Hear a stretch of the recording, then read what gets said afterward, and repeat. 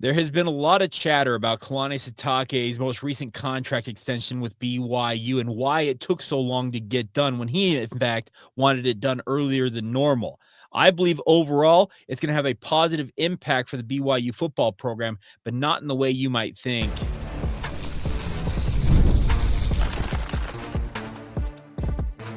You are Locked On Cougars, your daily podcast on the BYU Cougars. Part of the Locked On Podcast Network, your team every day.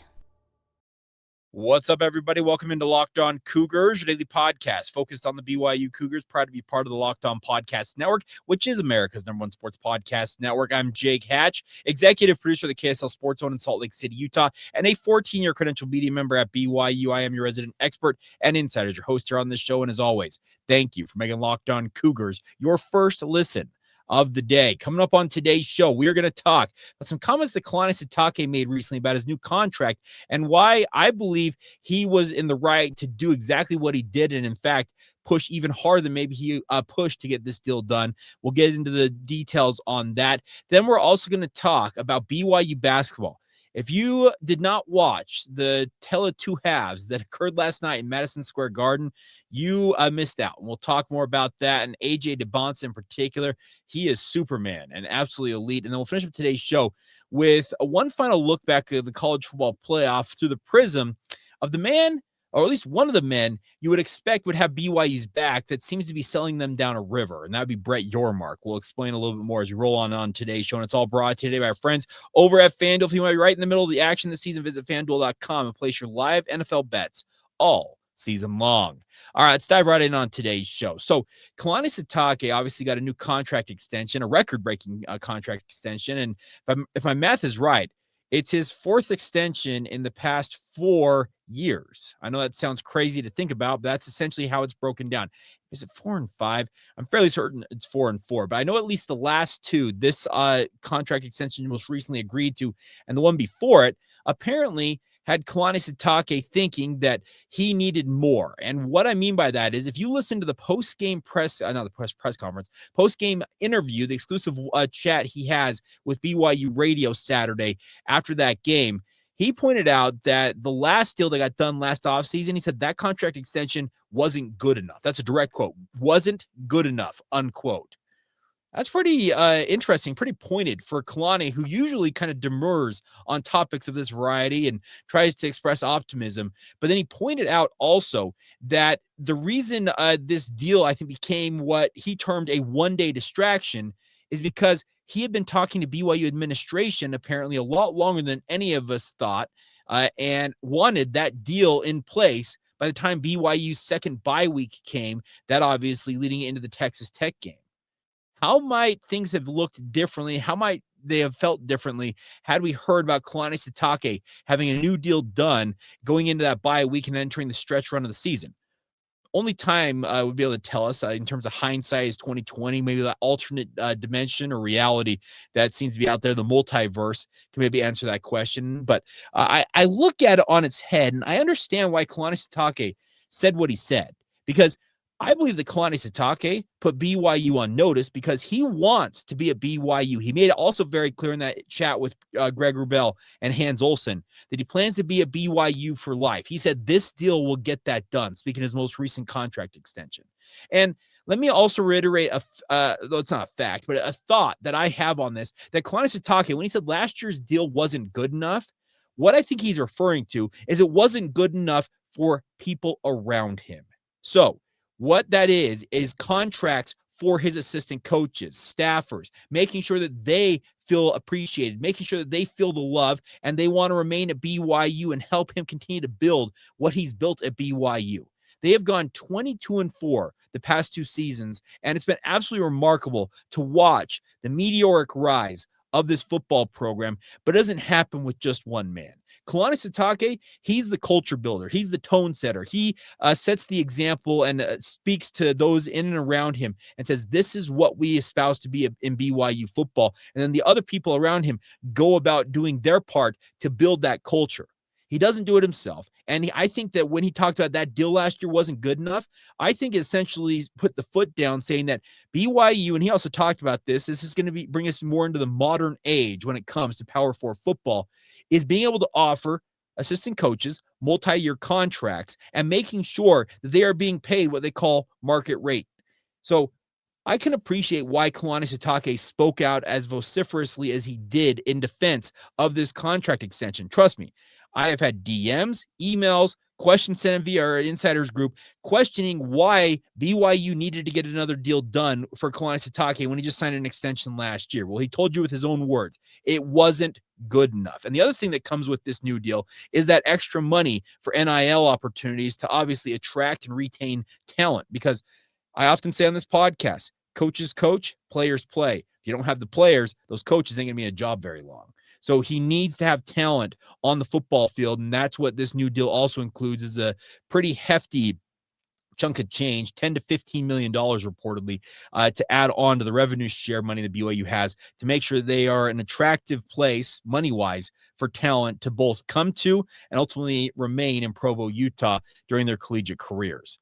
The other interesting dynamic at play here is if you listen to the Tuesday press conference with Brian Santiago and Kalani Sitake announcing this deal, there was some interesting comments made during that, because Kalani, as I mentioned with Greg and Hans, made it very clear he wanted this deal done by the bye week. He felt like, I think in some circumstances, the BYU essentially forced him, maybe I'm putting words in his mouth, forced him to go out and chase that Penn State opportunity to really force BYU's hands and force BYU into the modern age, at least the way he perceives it to be. I'm not going to argue that Kalani Sitake is wrong, because in fact, I think he's absolutely dead right. But there was a question asked by Jasmine Papinga, who is working with KSL News Radio this season. She's been an absolute phenomenal addition to our staff at KSL. First off, I obviously sister company of mine at the KSL Sports Zone. But she asked a question that most head coaches, when they get deals of this variety, or in fact, just when they're a head coach at the college football level, Power 4 level, they have essentially authority to run the football program as they see fit. And that was a question that was directed at BYU Athletic Director Brian Santiago. And I've been so busy the last couple of days, I didn't get a chance to pull this video clip. But in his answer, he was asked if Kalani Sitake has the authority, essentially has the green light to run the BYU football program as he sees fit. For example, seeing what LaVell Edwards did for a long stretch, if not most of his tenure over nearly 30 years in Provo. Does Kalani Sitake have that type of stature within the BYU football program? And the term was not authority that Brian Santiago used. He used the term capability. That's a very different thing. Authority is obviously you have the power. You have the power to do what you want to do. Capability means that, yes, in theory, he has that power to do that. There's a caveat there. Brian Santiago may have some things to say. The board of trustees that run BYU, speaking of the Church of Jesus Christ of Latter-day Saints, may have some things to say. The church church education system may have something to say. University leadership, C. Shane Reese and Keith Vorking may have a say in this. So very curious to hear Brian, and he said it 3 times. You go back and listen to that answer. You can find it 3 times. Capability, but not authority. I believe that Kalani Sitake should, and I think absolutely wants, the authority to run BYU football. And at this point, who is to argue that Kalani Sitake is not capable of running BYU football the way it should be run, and ultimately running it the way that's in line with the church's standards, with the standards that BYU espouses to abide by? Kalani's not going to do anything that's going to put BYU football at risk or put the university in a bad light. That is a guy who is a BYU guy through and through. And I appreciate the fact that BYU and their boosters and whoever else was involved stepped forward to make sure that he was loved, he was appreciated, and ultimately got him to pull back from the brink of leaving for Penn State University to keep him in Provo, Utah for life. But I do want to hear at some point that he has the authority, not the capability, to lead the BYU football program, because I think he has proven very, very capable to have that authority to run BYU football the way it should be run. All right, so there you go. A couple of things I just noticed and been mulling over in my mind and wanted to get off my chest. But I do think that Kalani Sitake, I'm happy for him. I think he's the perfect man to lead BYU football. And I think that the way he went about his business, hey, it may not have been pretty. It may have worried some of y'all. And trust me, it worried guys like me because you thought that guy was probably out the door and there was a decent chance it was going to happen. But all's well that ends well. And maybe at some point we'll hear the term authority being bestowed upon him versus the capability that retains, at least in some sense, the power with the athletic department and other leaders of Brigham Young University. Speaking of BYU football. All right, coming up next, BYU basketball. Now, I've got to tell you guys a little story about how I consume this game, and you're going to get a chuckle out of it, I think, if you haven't heard it already on social media. We'll get to that next, but what a performance. AJ DeBonsa, that man is Superman. We'll talk more about that next right here on Locked On Cougars. Today's show is brought to you by our friends over at FanDuel. Now, NFL Sundays move fast, one big play, and suddenly literally everything feels different in these games. That's what makes live betting with FanDuel so exciting. You're not just watching the game, you're reacting to it in real time. With FanDuel, you can place bets as the action unfolds, every drive, every momentum swing, every highlight moment, and live betting is best when the game starts to shift. A receiver heats up, defense tightens up, or the momentum flips after a big turnover. We've all seen those moments happen. That's where FanDuel lets you jump in on the moment. You can do work with live spreads and money lines that adjust instantly as the game progresses.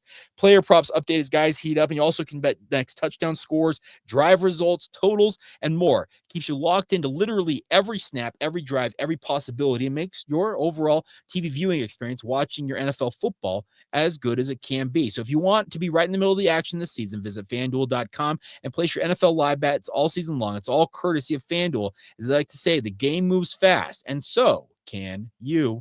Today's show is also brought to you by our friends over at Woodward. Now, Woodward's a local sponsor of ours. We're just going to say it. The fun per foot ratio at Woodward Park City is second to none. They have an all-new Winter Mountain Park Pass, $499 right all season long at one of the Wasatch's best terrain parks and get the absolute best value out of your winter. It's the best place to maximize your mountain time. Easy in, easy out, meaning no pay to park, no shuttle to the mountain. Just show up and you can go ride. I think all of us who have ever tried to ski or snowboard know exactly what they're talking about here. They also have all access memberships, their flagship pass product, which includes unlimited year-round fun indoors and out. Get everything the Woodward Park City can throw at you.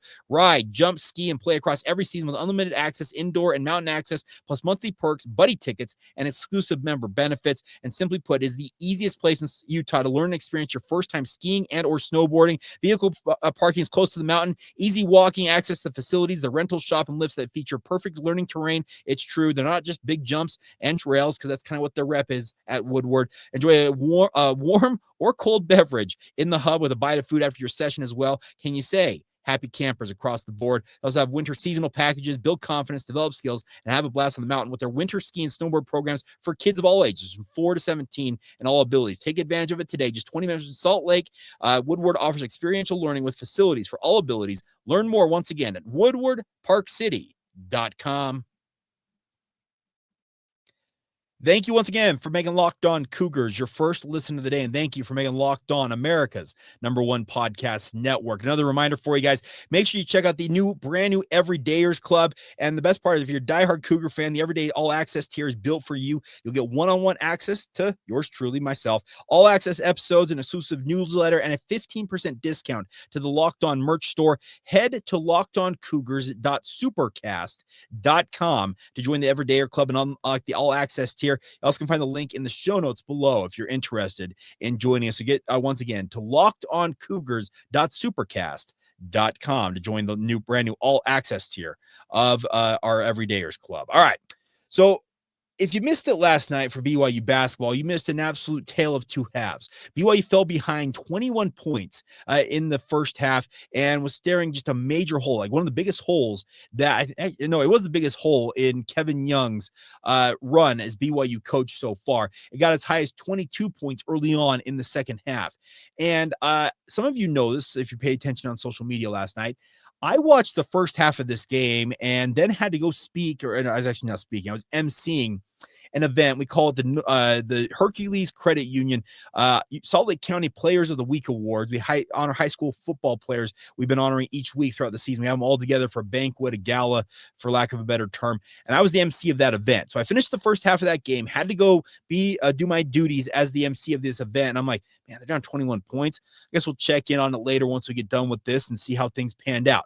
Well, event ends. I sit down, I grab some food, sit down at the table, and in walks one of my coworkers at the KSL, just KSL Sports Zone, also KSL TV, and said, "Did you see the finish in the BYU basketball game?" I'm like, "No, what happened? I thought they lost." And they're like, "No, did you not watch it?" I'm like, "No, I was literally right up there doing what we were doing for this event." And they're like, "Oh, good point." Well, they pull out their phone, and all of a sudden, I'm watching Robert Wright III hit a game-winning three at the buzzer. I'm like, what in the heck just happened? So I get done with all my duties, bebop it all the way home, turn on the DVR, and pick it up where I left off after watching the first half of that game. And what a treat it was. Now, I didn't get to watch it live. Obviously, that would have been a whole lot different, but having the ability to kind of sit back and watch it, it's kind of the feeling I get in many respects when I do my film reviews for football and basketball games. I already know the outcome is. I can kind of sit back and kind of pay attention to other things going on that kind of give me the insight that I learn more about the game, more about the players, that type of stuff.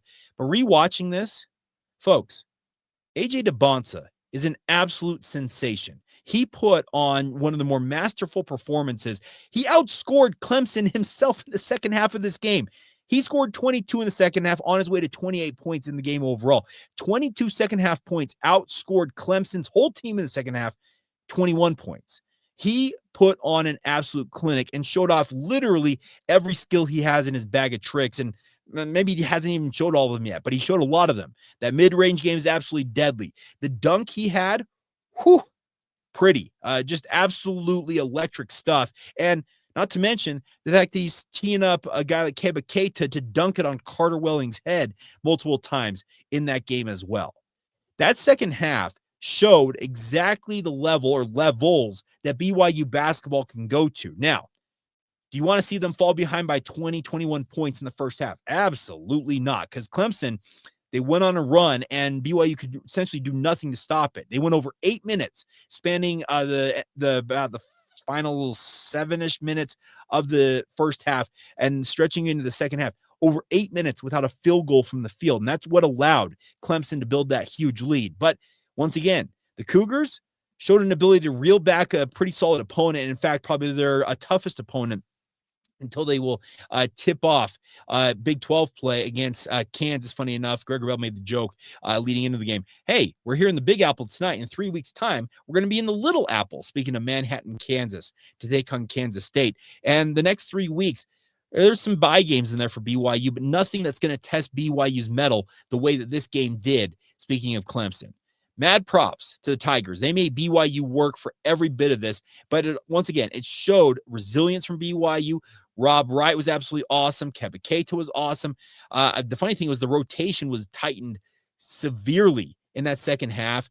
We saw like a cameo performance of Hadim Boop. Also saw Alexi Kostic. And then on the final play of the game, they brought Mihailo Boskovic in for his passing ability at 6'10", and then he tees it up for Rob Wright with that kind of splits the defense with a leaner from way beyond the arc and nails it. That was fun. That was really cool to watch. And like I said, I already know the outcome. I know that it's like spoiler alert, that type of stuff can ruin it for some people. But rewatching that second half, saw exactly what you kind of want to see from a BYU basketball team that you hope can take that leap and become that basketball program that we all envision they can become. And that is a team that is going to be a force in college basketball this season.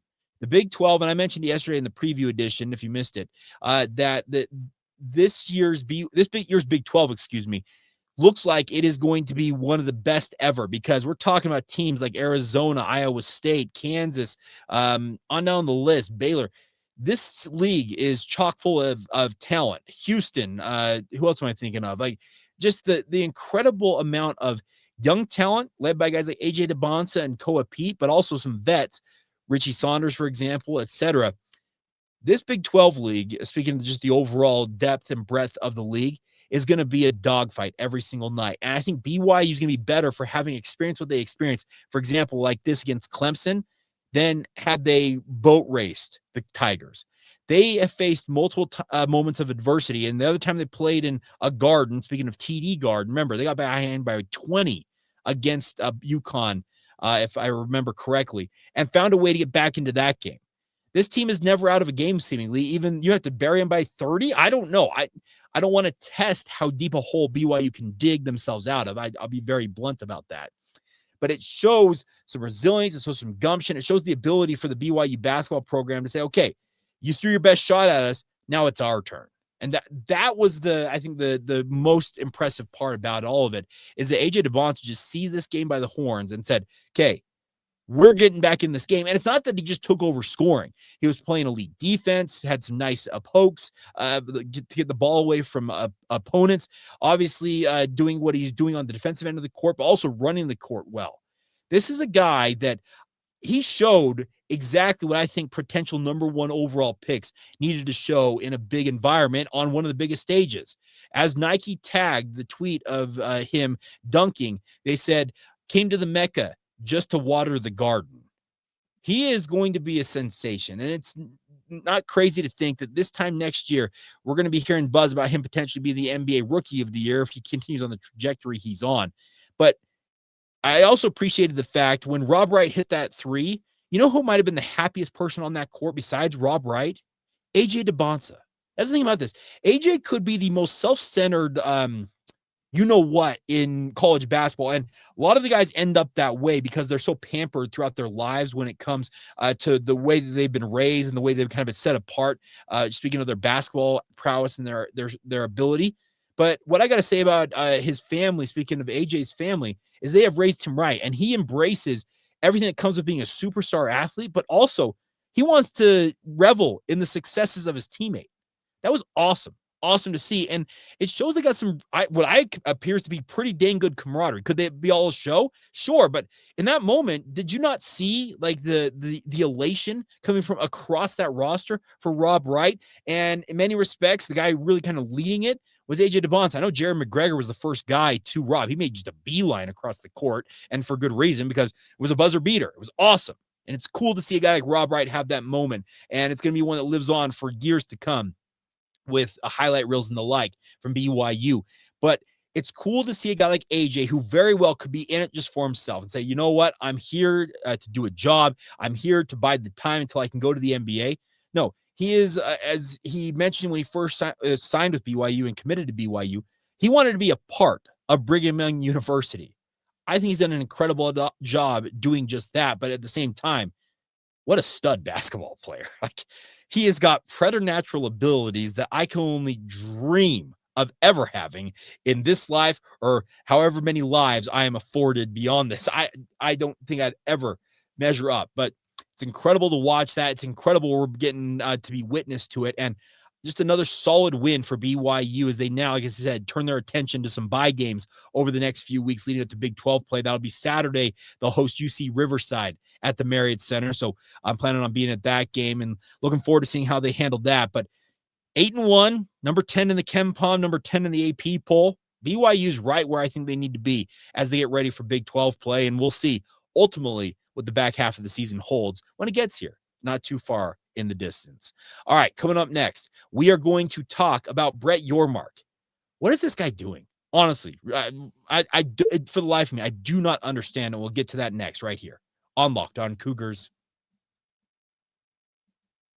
Today's show is brought to you by our friends over at Rouette. Now, Rouette is here for you guys to make sure you're taking care of whatever it needs. Let's talk about something that most men want to bring up, but absolutely should. Stress from work, money, life. It doesn't switch off at night. That's when it shows up at the worst possible times. Rouette is designed to help you take back control as a next-generation prescription treatment created to both support the brain and the body so you can feel present, confident, and ready when the moment matters. It combines 3 clinically proven ingredients in 1 mint that dissolves under your tongue so it absorbs fast. You connect with a board-certified doctor online, and everything ships discreetly to your door, not having to go to a doctor's office and have that awkward meeting. And it's easy to understand why over 150,000 men have already made the switch to Rouette, and most men are ready in about 15 minutes on average, so you can stay present and be ready whenever the moment strikes. If you've been thinking about taking the next step, now is the time to do that. Head to Rouette.com/lockedoncollege. That's RUGIET.com/lockedoncollege to get 15% off your order for a limited time. That's Rouette ready. Feel present, feel confident, feel ready. And once again, use that promo code LockedOnCollege at Rouette.com/lockedoncollege. Thank you once again for making Locked On Cougars your first listen of the day. A reminder for you guys to check out the Everydayers Club brand new features, I should say. It's not just one, it's features, plural, that we've got for you guys. Go to lockedoncougars.supercast.com and check them out, and hopefully you'll be joining us in the Everydayers Club. It's a brand new venture and looking forward to having it be a part of what we're doing here on the podcast. But now, I don't want to belabor the point of the college football playoff for BYU because, simple fact, BYU is not in the playoff. But I have said it on this podcast, if you're an everydayer, that I felt like the Brett Yormark, the Big 12, even BYU themselves in some circumstances, hurt their opportunities to really stump for themselves, speaking of the college football playoff, much earlier than they actually did. I took umbrage with the statement that Brett Yormark put out, I think it was 2 weeks ahead of the final ranking, saying that the Big 12 wants to earn it on the field, speaking of being in the college football playoff field and having to earn that respect. And I said on this podcast, and it probably feels like a broken record to those of you who are everyday listeners, but here's the deal.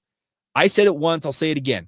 The only way to earn it on the field, Brett, is if you are in the field. And if you can't get into the playoff field, you can't earn it on said field. That's the problem that's at play here.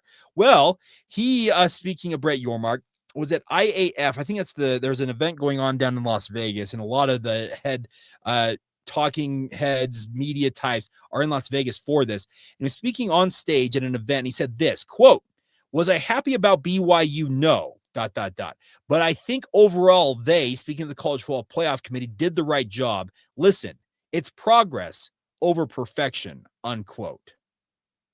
Brett, what the heck, man? You're going to say that you weren't happy about BYU, but in the same breath say that, no, the College Football Playoff Committee got it right.